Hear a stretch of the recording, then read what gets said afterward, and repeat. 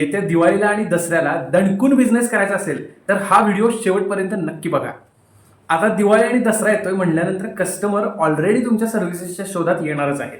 सगळेजण नवीन खरेदी करणारच आहेत, मग ती ऑनलाईन असो, ऑफलाईन असो, फोन कॉलवरती असो, प्रत्यक्षात असो.